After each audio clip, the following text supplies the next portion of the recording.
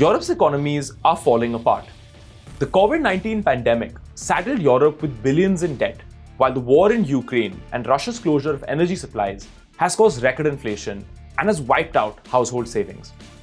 While Moscow is pushing Europe into recession, America's new economic plans, like the Inflation Reduction Act, are sucking investment out of the continent.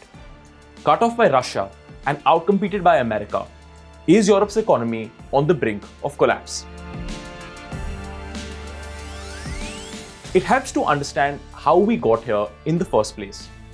For the last few decades, European nations have become excessively dependent on Russian energy. Germany began purchasing Russian oil and gas in the 1970s with the idea that trade with Moscow would help reduce tensions between East and West. The rest of Europe followed Germany's lead and bought Russian energy, which was cheap and easily available. However, before anyone knew it, Europe was hooked on Russian energy. Key industries like cement, steelmaking, glass, and chemical industries ran on Moscow's energy supplies. In 2021, Europe received 40% of its total natural gas needs by pipeline from Russia and spent a massive 100 billion euros on those imports. That dependence wasn't a major problem for decades. But two things changed: the COVID-19 pandemic and the war in Ukraine. When the pandemic hit, it decimated Europe's largest economies. The UK's GDP contracted by nearly 10% in 2020, while Germany, the continent's largest economy, saw its economy shrink by 5%. As citizens lost their jobs and economies stalled, governments tried to spend their way out of the crisis. And that led to a massive increase in Europe's debt. According to the IMF, Europe's debt to GDP ratio grew rapidly and crossed 100% of GDP for the first time. When the war in Ukraine began, Europe had already begun a slow recovery. But as Russian troops marched towards Kyiv, the EU leaders met and decided to slap sanctions on Putin's Russia. In response, Moscow began to cut off vital supplies of gas by closing the vital Nord Stream pipeline. This fueled a panic in energy markets, and prices began to rise. At one point, prices of oil and gas rose 15-fold in just a year. The impact was devastating. Across Europe, households and businesses that relied on Russian energy began to suffer. Goldman Sachs, a major investment bank, estimated that Europe's energy bills would rise by a staggering 2 trillion euros. Remember that this was just after economies across the continent had already run up massive debts during the COVID-19 pandemic.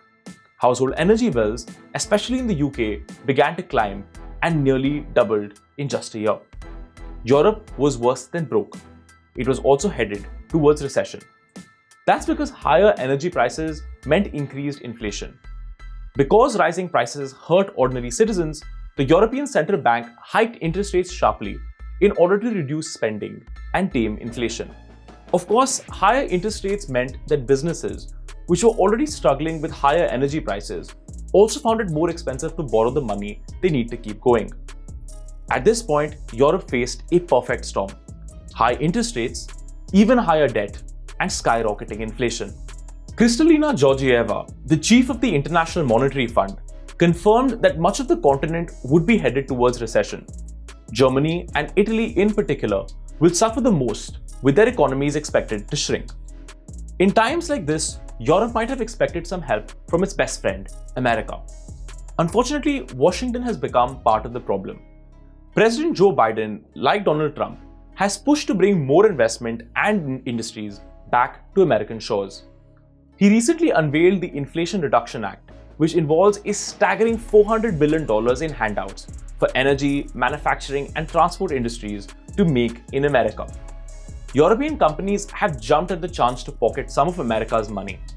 Northvolt, a Swedish battery startup, has said that it wants to expand production in America, while Iberdrola, a Spanish energy company, is investing twice as much in America as in the European Union.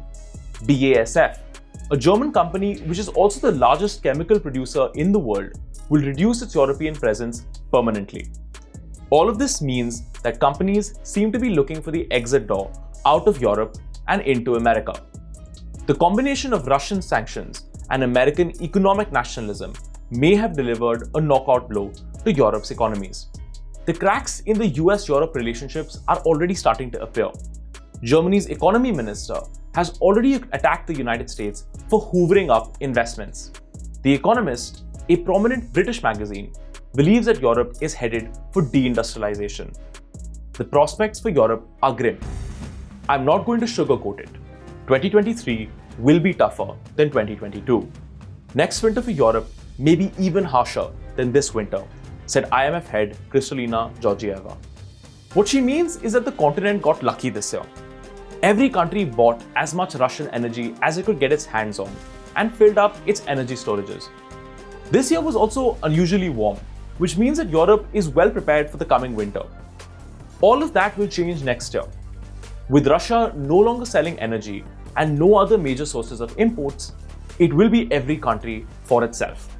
Energy prices will shoot up and businesses may shift out of Europe entirely as input costs make Europe uncompetitive. All of this makes one thing clear. After a dominant run over the last 3 centuries, we may be staring at the end of Europe's economic power.